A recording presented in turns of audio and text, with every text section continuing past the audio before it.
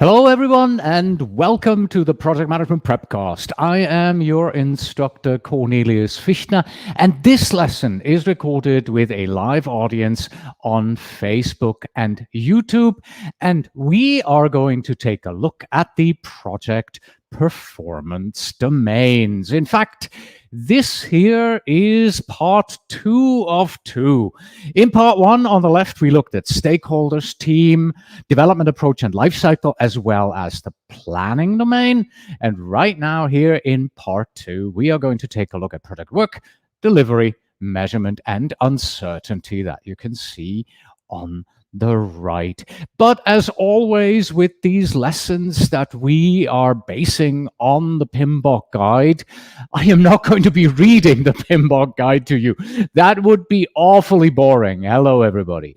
Instead, what we have done is we have taken the PMBOK guide as a starting point.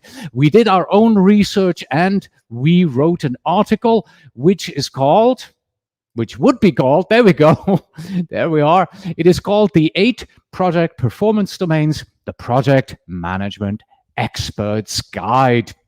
And in this article, like I said, we follow the PMBOK guide, the structure of the domains. We use the same names, but it's by no means a derivative. This is based on our own research. Here is our agenda for today. We are going to be reviewing performance domains 5 to 4. Oh my, 5 to 8 is what this is supposed to read here. Slide number 3, and we are already finding a typo. Wonderful. This is what live presentation is all about. I'll do a quick summary at the end and also a take action for you. So let's start with domains 5 to 4 here.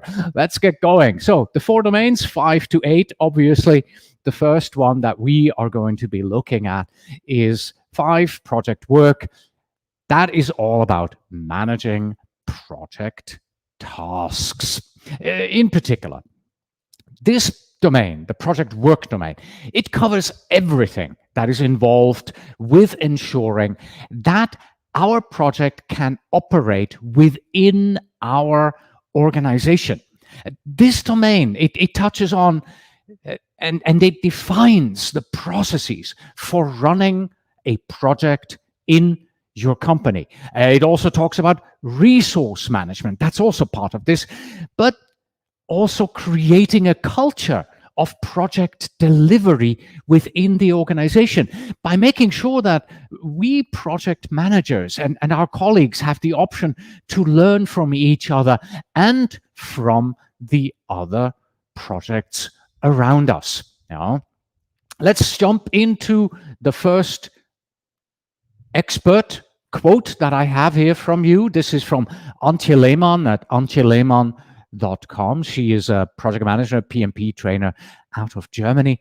The project work gets done by the team. So these 2 domains work together.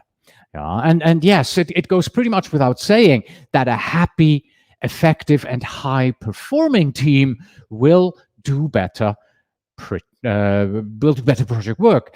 I'm even taking this one step further, and I'm saying that it's not only the team domain, but also the team principle from the ANSI standard. That is also part of the PMBOK guide. That goes hand in hand here. So the team principle, we've looked at that when we discussed the 12 principles from the PMBOK guide, the team domain here, and the project work. It all goes hand in hand because we have to make sure that everything that we do, the team is at the core. Without the team, the project work won't get done. And you need to follow the principles. You need to understand the domain in order to get this really done. All right, so when it comes to the project work, oftentimes we project managers are being told how a project needs to be run. And you can see this here at the bottom. We're already starting early with our audience participation here. I would like to know from you, when you run a project, who tells you how you're supposed to run the project, right? Who defines your project management processes in your company? Do you have a PMO? Do you just have a project management methodology? Do you have a grassroots movement with your colleagues? Please use the chat on Facebook and on YouTube and tell me who defines how you do your project work, and we'll bring them up, right? So, because it's where strategic alignment plays a big part in project work. If you have a PMO, as we're suggesting here on this slide, their work will shape this domain, from choosing the right performance metrics to making sure that you have resources available on your project to actually deliver what you're supposed to be deliver, and understanding the strategic priorities. There is a lot to consider if your organization wants to achieve its goals. Marjorie is here again. She was here in the previous lesson as well. And she says that in my case, the PMO provides the guidelines on how we manage our projects. All right. Thank you very much, Marjorie. I don't have anybody else at this point who's talking about this in the chat. So we are moving on. But you get the idea. Generally, right? We need to deliver the work, and we need to somehow define how that work is processed, what the methodologies are. Here we go. Our next quote. This comes to us from Shiv Shenoy at pmexamsmartnotes.com. And he says, ask this question here. Do we have the capability, or do we need external help for project work? You'll get some very important insights by asking this very question at the beginning of your project. I asked this question at the beginning of the project of which you're seeing a result right now. When we embarked on the project management PrepCast, I asked who on our team is going to be the project manager for this huge project. It's usually the largest project in our company at any given time. And I quickly realized we don't have anybody available. We don't have a resource with the available time, right? And capability, yes, definitely everybody on our team could do this, but they're not available. So we had to bring in a new project manager. That turned out to be Janine Ferrelli, whom we hired in particular to manage this project here of delivering and creating our next PMP exam prep course, which you are watching right now. Okay, so we're talking about the project work domain. Let's jump into a PMP exam sample question here. This one is taken from our PM Exam Simulator at pmexamsimulator.com. Again, as always, I would like you to please, in the chat, tell me, is it A, B, C, or D? Here's the question. As part of continuous improvement, the team members are looking for ways to optimize the process they use to conduct the work. At the iteration retrospective, an agile coach suggests using a lean production method, which would allow the team to analyze the process and identify and subsequently remove waste. How should the team implement the agile coach's suggestion? Should they, A, apply value stream mapping? Should they, B, utilize a wideband Delphi technique? Or is it C, they develop a prototype of the process? Or do they simply, D, conduct a what-if scenario analysis? I'm going to give you about 20 seconds here. Please tell me A, B, C, or D in the chat. We'll review the answer later.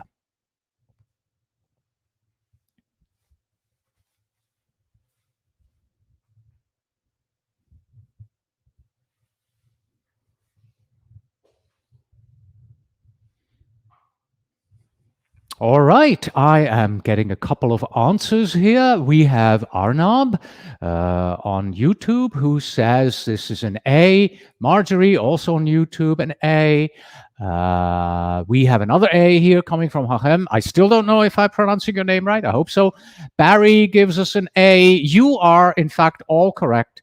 The correct answer is indeed A. Apply value stream mapping. Now, value stream mapping, that is a lean method which is used to document, analyze, and improve the flow of information or materials that are required to produce a deliverable. In the context of this question here, of this scenario, this method can help the team optimize their processes by analyzing, identifying, and subsequently removing waste from the project. Yeah. And of course, establishing and periodically reviewing the processes that are used by the project team and conduct the work, that is part of continuous improvement efforts. And we as prudent project leaders, we have to do this in order to manage our projects effectively. Process tailoring can be used to optimize the processes for the needs of the project and the team. And agile teams, like the ones that are described in this scenario here, they often use value stream mapping. That's, by the way, it's a technique that is borrowed from the lean manufacturing method, and it's used to identify and remove the waste from production systems. In essence, what you're doing is you're looking at your processes and you're saying, okay, which of the activities we do are value add and which ones are not value add, and which ones can we improve, which ones can we remove? How do we improve the value of this process? So you're analyzing the process from start to finish. Yes, so we apply value stream mapping for this in order to contribute to an improved project success going forward. Right, we're moving on to our next domain number 6, delivery, transferring project results.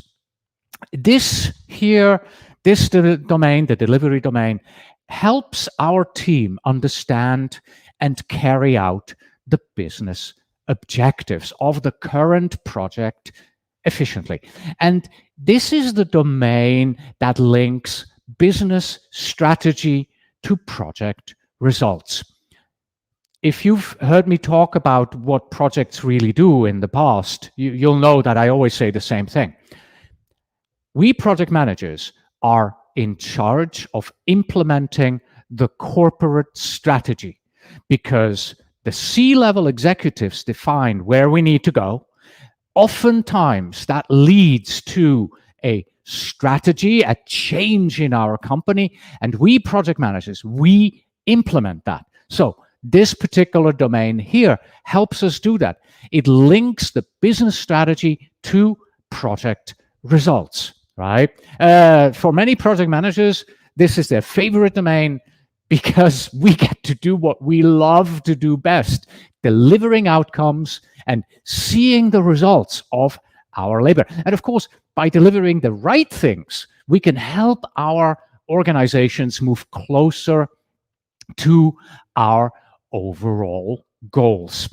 Now, you may be thinking, wait a minute, didn't we talk about delivery when we were in domain 3 and we talked about the development approach, the life cycle? Didn't we talk about delivering products and projects there? Well, let me try and do this here.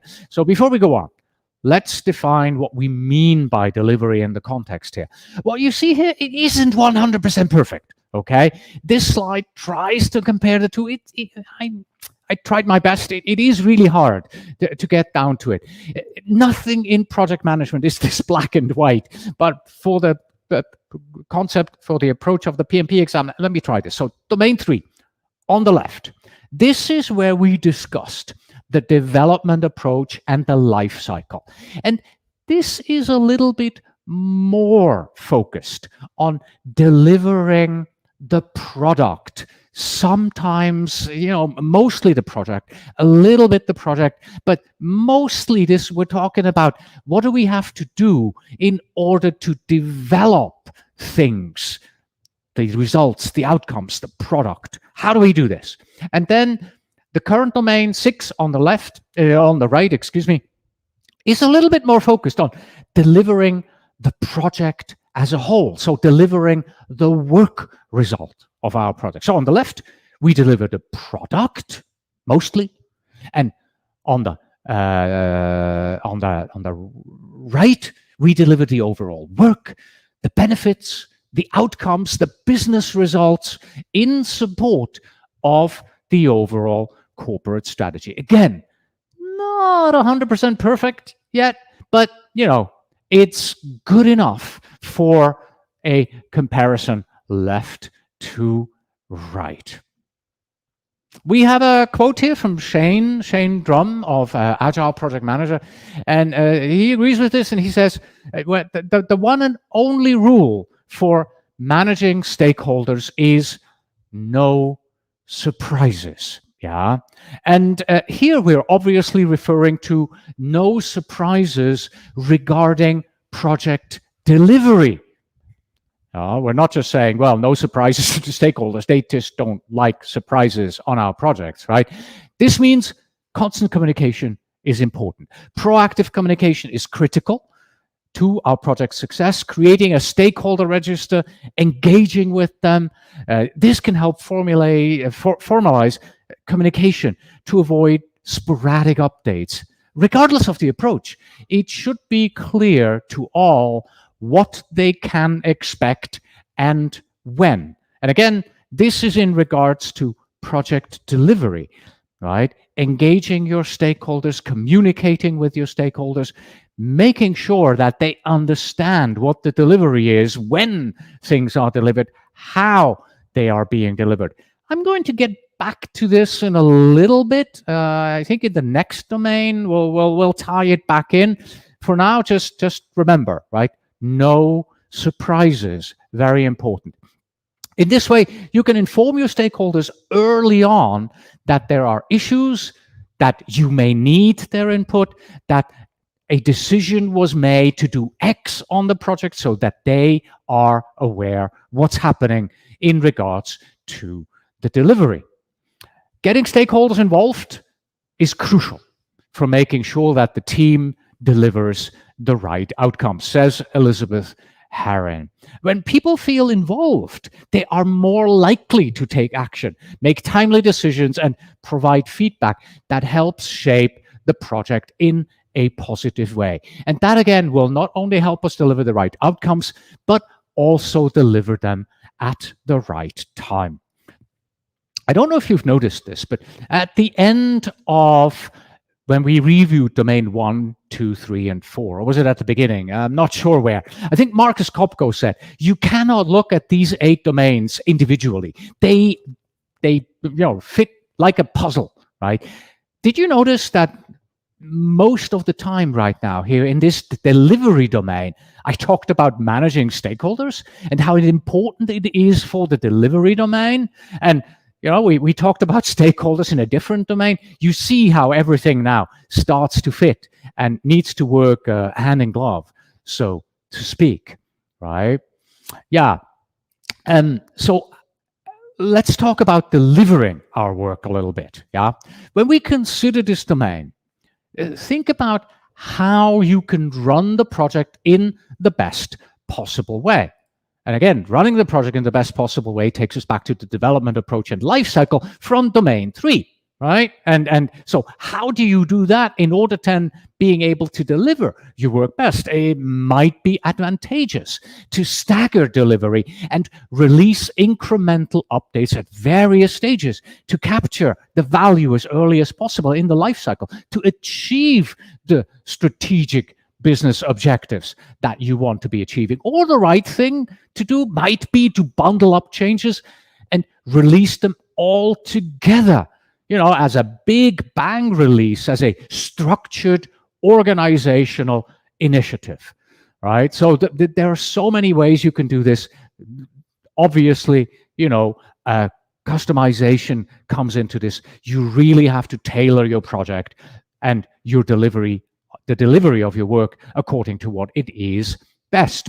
Antje, in regard to this, says that, yeah, incremental delivery is getting more and more the norm. Yeah, nowadays, iterative incremental delivery getting more and more the norm.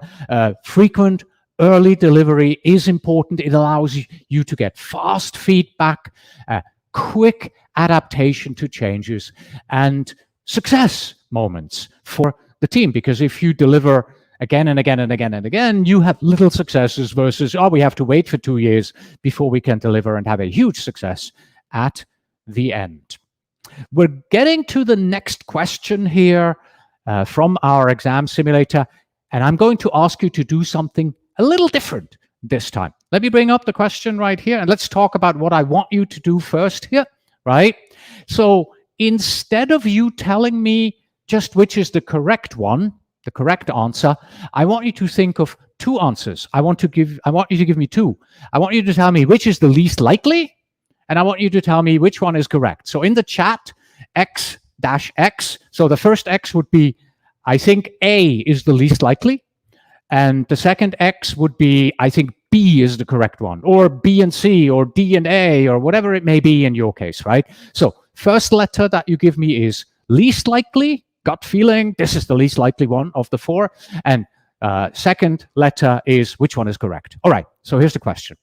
A project does not have clearly defined requirements upfront. To evolve the requirements as the project unfolds, the team will build prototypes, create storyboards and mock-ups, and hold demonstrations for relevant stakeholders. What approach to evolving requirements are the stakeholders more likely to take in this project?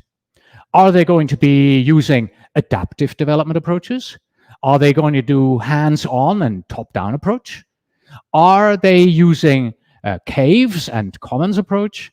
Or are they going to use the, well, I know when I see it approach?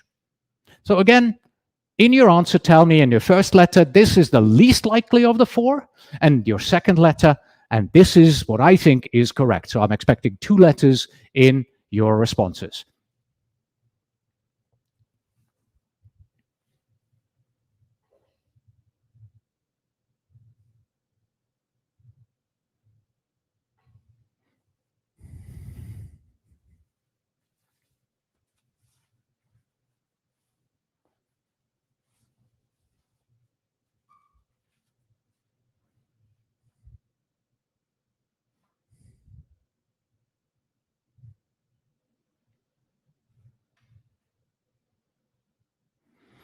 All right, I am starting to get the first answers here.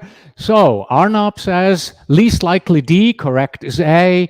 Mike has CB, BA, DA, BA, BA, and correct is D. Okay, is what Mike says. Okay, so Mike changed his opinion. He went from C to D. Okay, so why did I ask you to do this?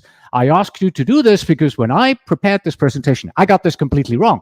And I was like, wow, I got this totally wrong. And I would have expected the correct answer to be the absolute least likely. I looked at this going, we always have a throwaway answer within the potential answer choices. I was like, yeah, that's the throwaway, right? All right, let me end the suspense here. Which is correct? Believe it or not, D is correct. I'll know it when I see it approach. So Mike here with his uppercase correction, correct is D. He is right. So D is correct. Just so you know, 65%, almost 2/3 of our students say A is the correct answer. This is a really hard question. Why? For two reasons. Number one, I know it when I see it.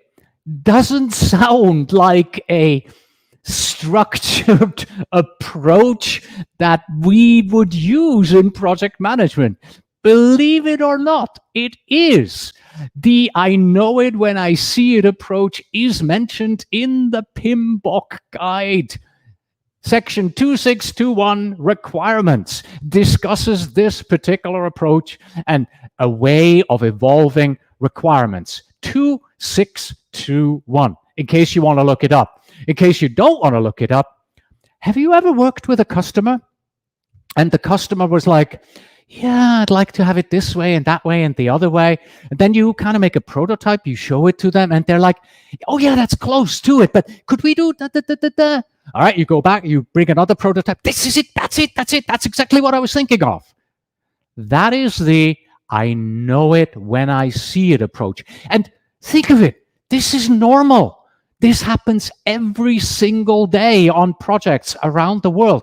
The customer isn't really sure what they want and how they want it, and therefore evolving the requirements from the customer's perspective is the I know it when I see it approach.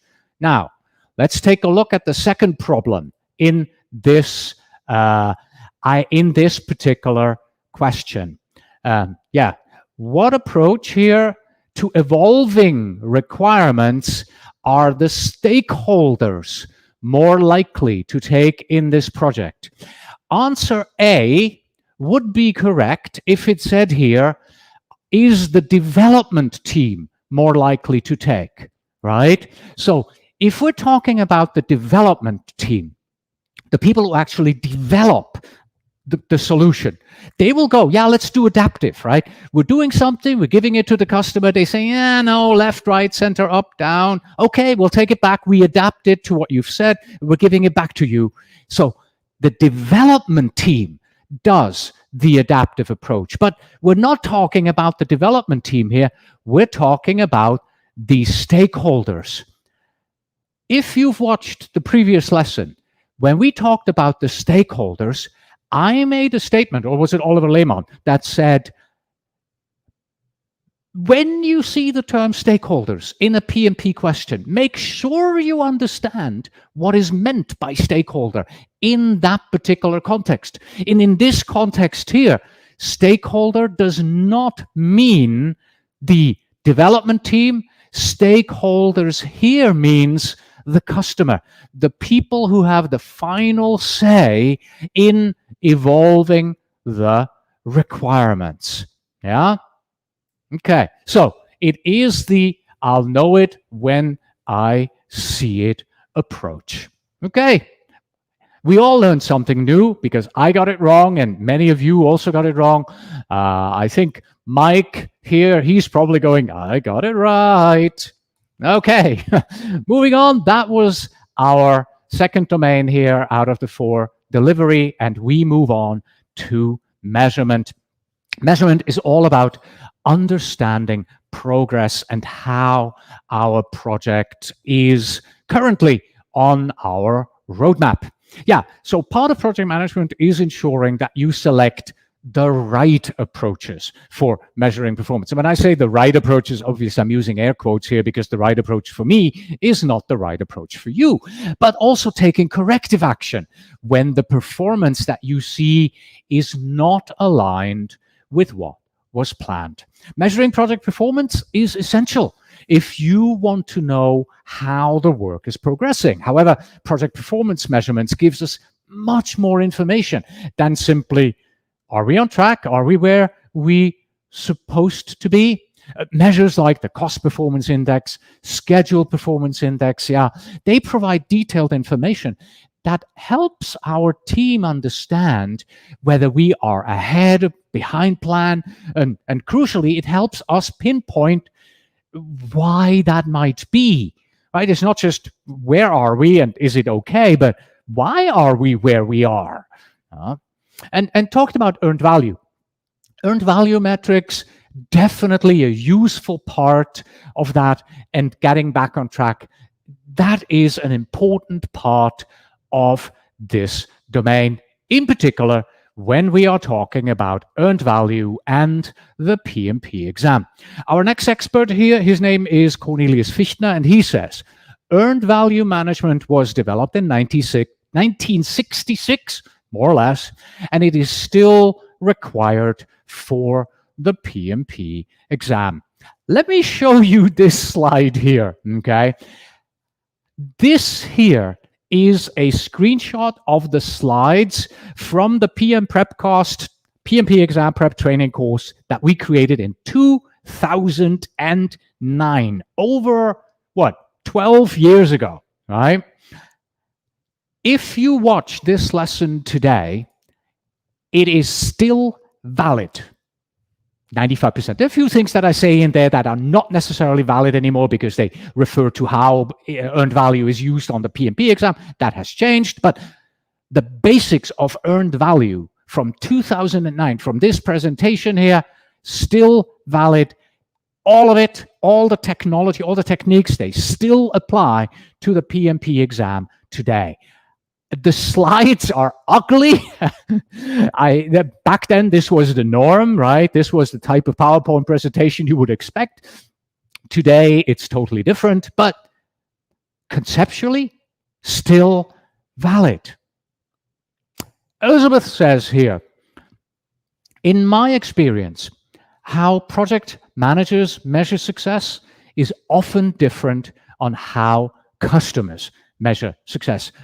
We may be measuring our project success based on earned value and follow these principles here, but our customers may do it differently. Yes, projects are measured differently by every person, right? What I consider a success is not your success. If I show you this picture here, you know immediately where that is, right? You know this is in Australia. This is the Sydney Opera House. This is a classic example of project success measured differently.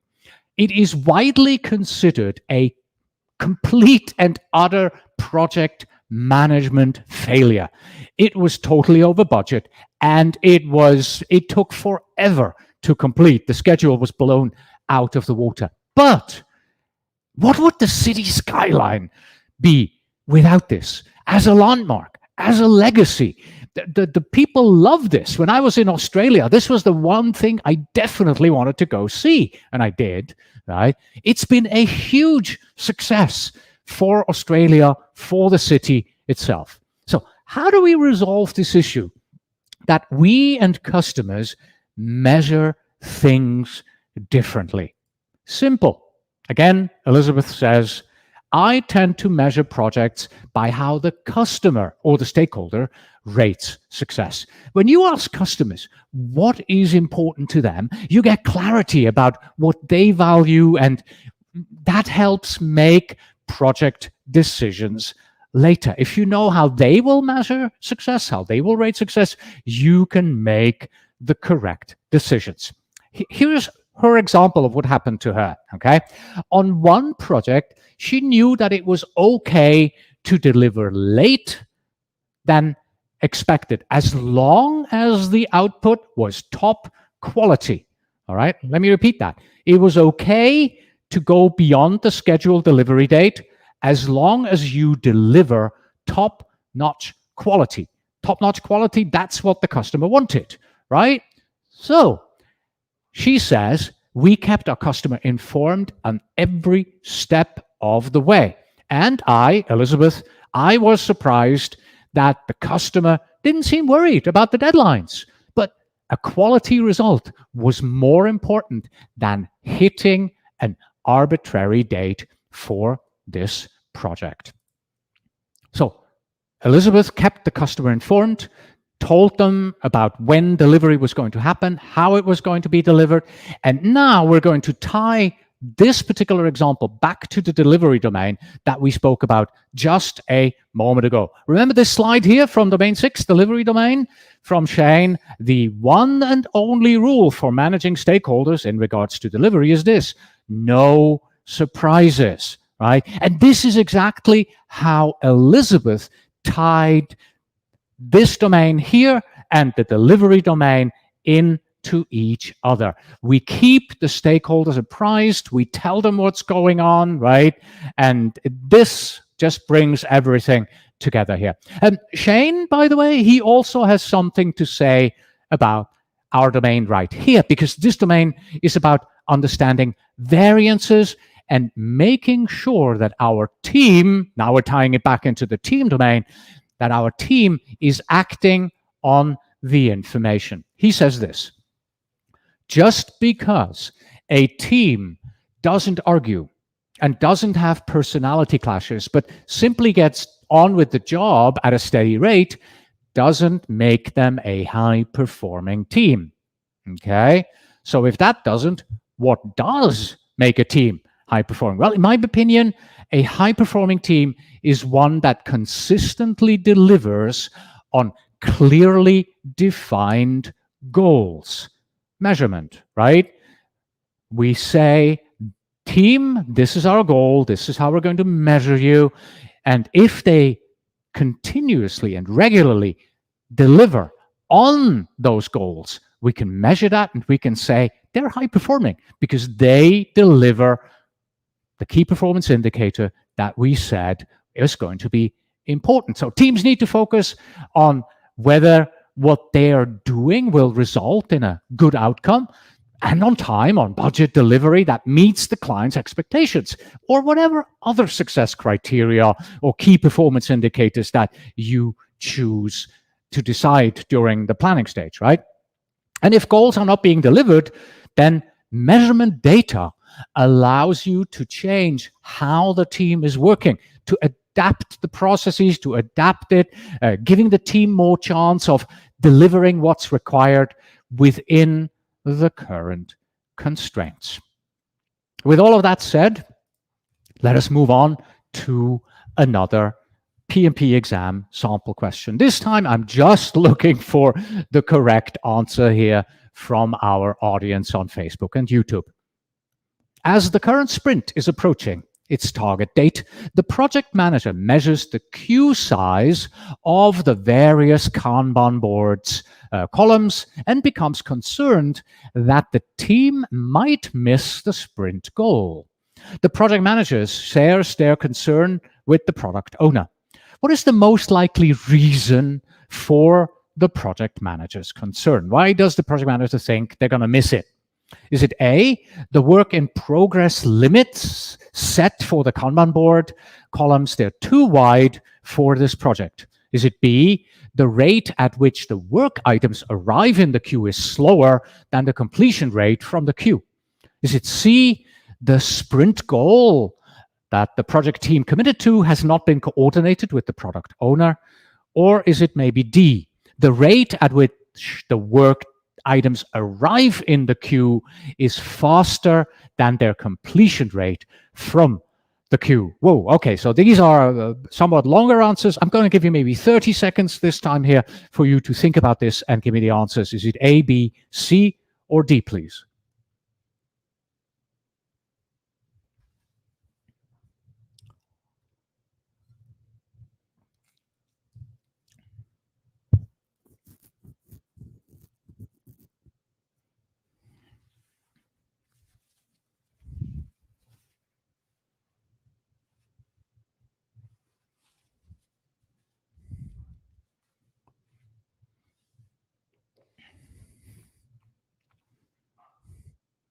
Yeah, so this seems to be a hard one because I am not getting a single response. Oh, there we go.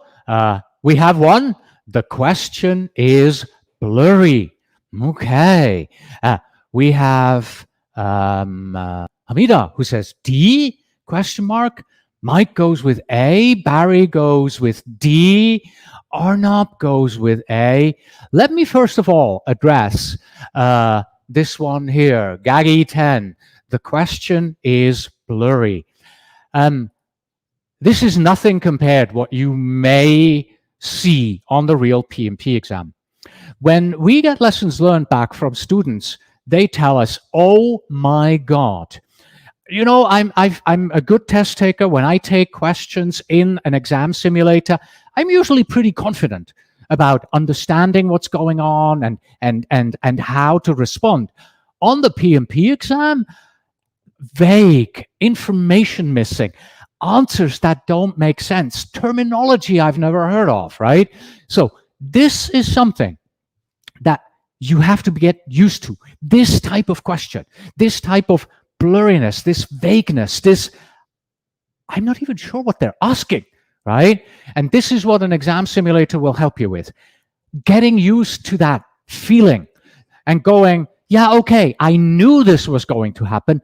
All I can do is I can do the best I can. I can read it, I can analyze it. I have 77 seconds for each question to do this.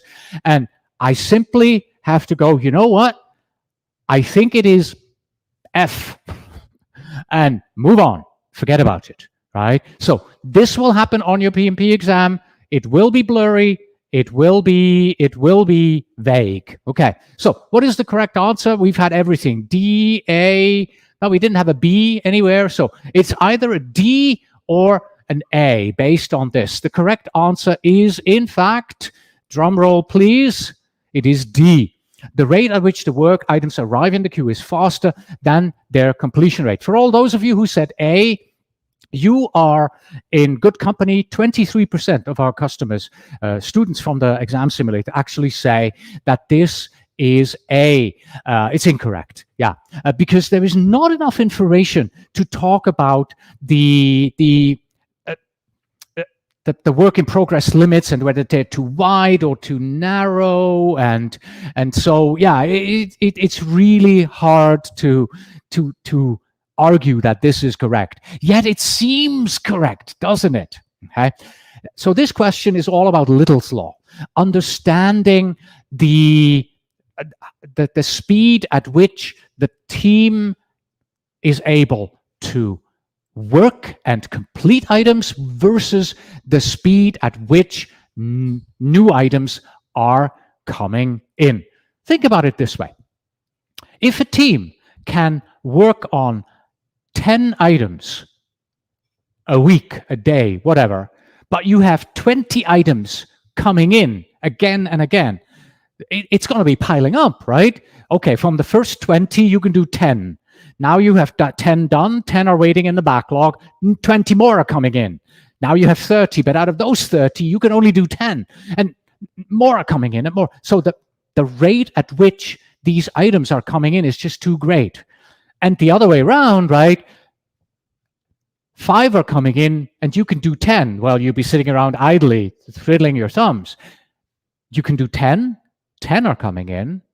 You can do 10, 10 are coming in. It always stays the same, right? So you're looking for that kind of balance in regards to the speed at which new items are coming into the backlog and the speed at which your team can actually deliver these items from the queue. It's called Little's Law right there. Okay, so that was it for our measurement domain, understanding project progress. We are moving on to uncertainty, and the subtitle here is risk is uncertainty that matters. Credit where credit is due. I did not come up with risk is uncertainty that matters. That was my friend and colleague, Dr. David Hilson, also known as the Risk Doctor. He said that risk is uncertainty that matters, right? Yes, you could argue that all projects must navigate through uncertainty, and that would be true. Project managers, we walk into the unknown with each new project, right?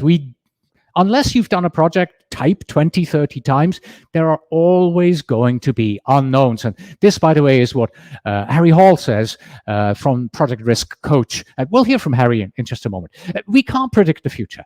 So you don't know what's coming next.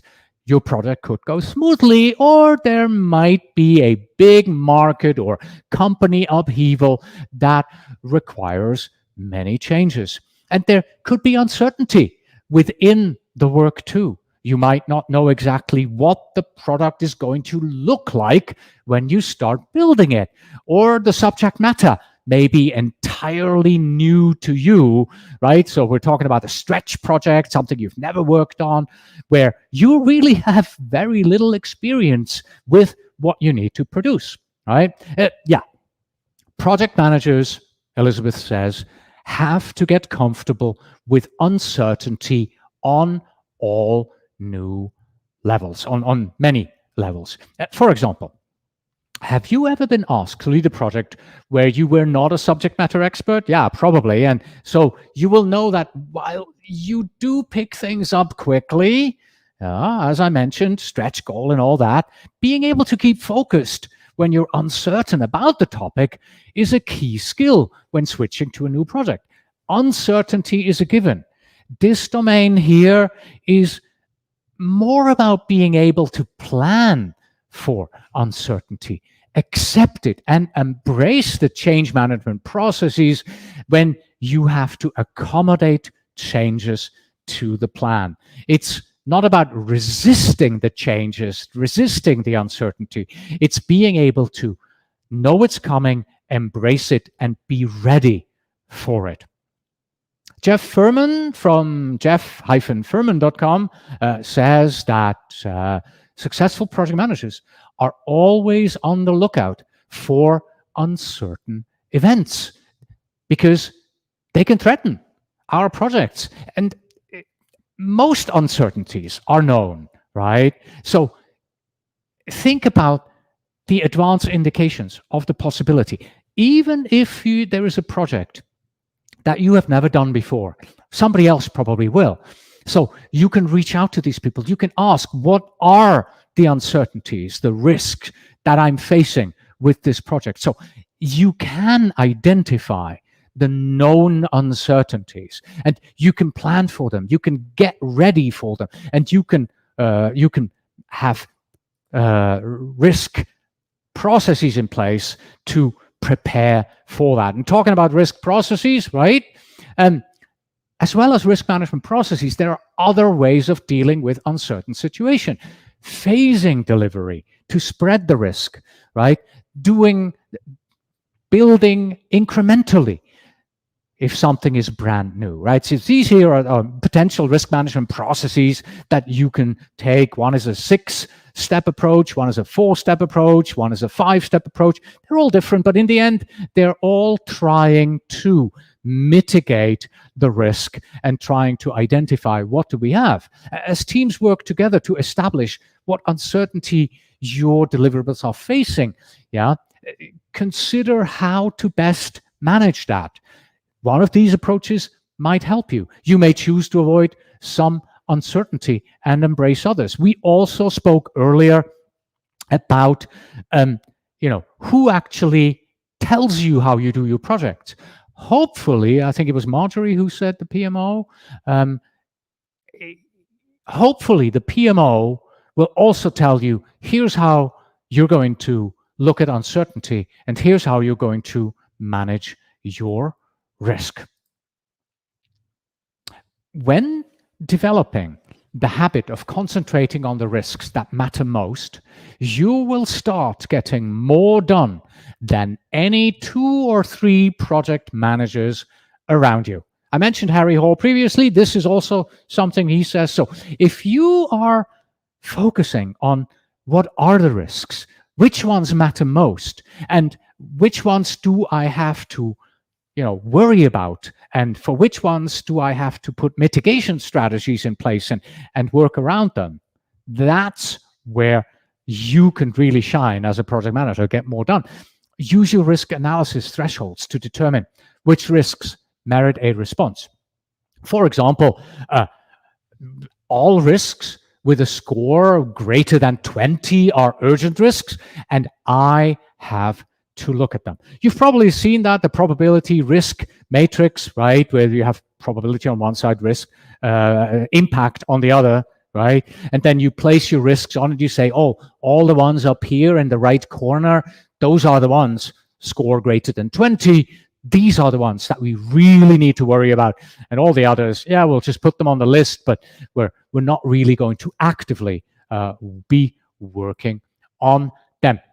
Here are some recommendations on how to manage these risks. Look for ways to reduce ambiguity. Your project may be interpreted in various ways. Interview your key stakeholders to uncover the different perspectives of the project. Find ways to reduce complexity. What are the non-value added steps that may be eliminated? Remember value stream mapping from earlier on, right? What are the non-value added steps that you can eliminate? Maybe those bear risk and you want to get rid of them. How can you simplify the process? Also think about whether your project contains variables that change rapidly. For example, a project that requires fuel, gasoline, where prices may rise quickly. The cost goes up and down. How can you manage this volatility? Can you develop contingency reserves for that? Yeah, and finally, as a project manager, you may often be asked, why are we going to be spending that much money on identifying and mitigating all these threats, these risks, these uncertainty? They may never even occur, right? Here it's important to remember and to communicate that the cost of having a disaster is often many times greater than the small amount of money that we spend to prevent it. Yeah, so cleanup is more costly than prevention. Yeah, so much for uncertainty. We're about to move on to the next question, but before we do this, I got a comment here from Arnab from our previous question here. That was the question about, new stuff coming in. He says, how can new items come in during a sprint? Teams plan a sprint based on its velocity. Again, you're absolutely correct, Arnab. This is what should be happening. But guess what? That PMP exam sample question was phrased differently. It assumed that this is what's happening. You cannot, there was no answer, A, B, C, or D, that said, this should not be happening, right? Your team is doing it wrong. So you have to be able to ignore that fact in this particular scenario and say, yeah, I know that shouldn't be happening, but according to this scenario, it is happening. It's not right. This is not the way we're doing it, but we're doing it right now. And you have to say, okay, shouldn't be happening. It is happening. Now that it is happening, what is the correct reason? What is the approach? What are we looking for here, right? So you are absolutely correct in saying this should not be happening. But that's not what the question says. The question ignores that statement and does it anyway.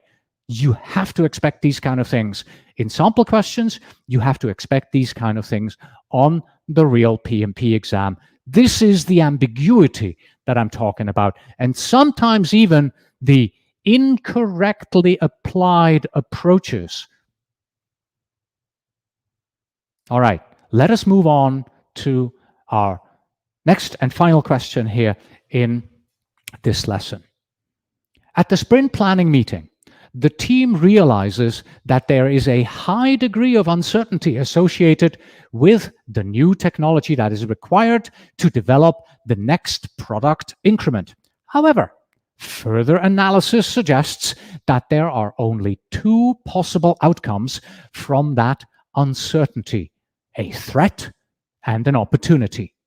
So the team prepares a solution for each one, for the threat, for the opportunity of the outcomes. What else should the team do? What else should the team do to address this uncertainty? Should they, A, develop a team charter to ensure that all team members follow the agreed upon risk response? Should they submit a change request to have the solution approved by the change control board? Should they, C, prepare a backup or contingency plan in case the initial solution is not viable or not effective? Or D, should they create a burn down chart of the uncertainty and track it using a threat profile? A, B, C, or D?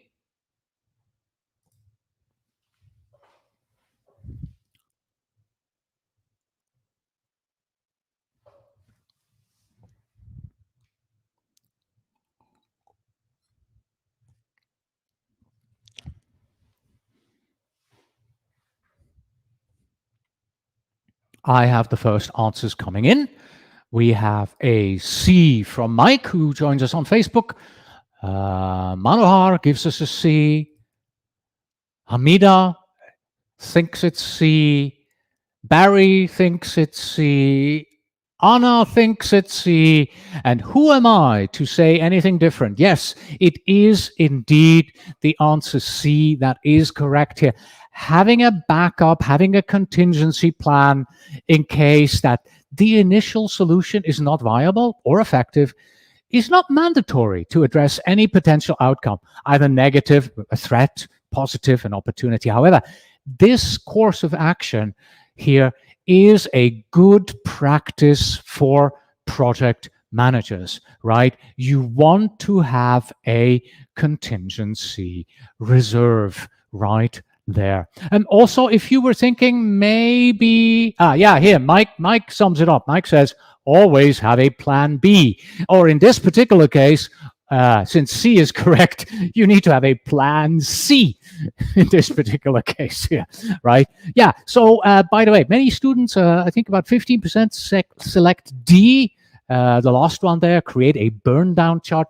Yeah, a threat profile, that refers to a chart that depicts a reduction of risk over time, right? But think about it this way. So the burn down chart is a reactive kind of a thing, right? You do the burn down chart, what is it called? The threat profile burn down chart. You do this after the fact. You figure out which ones are still there and you see it going down, down, down. That's after the fact. Right now, we are ahead of the fact. We're planning for this uncertainty. So doing this burn down chart, which is for after the fact, doesn't help you at this very moment in time as we are going through this. Yes, so always have a plan B. The answer C here is correct. Thank you, everybody. I have mentioned the PM PrepCast training course and the PrepCast Exam Simulator a few times during this lesson here. If you don't know where to find them, pmprepcast.com on the left. That is my training course, of which this lesson here is part of. And the exam simulator can be found at pmexamsimulator.com. We have come to the end of this lesson. Thank you, everybody, for joining me here today. Very interactive, much appreciated.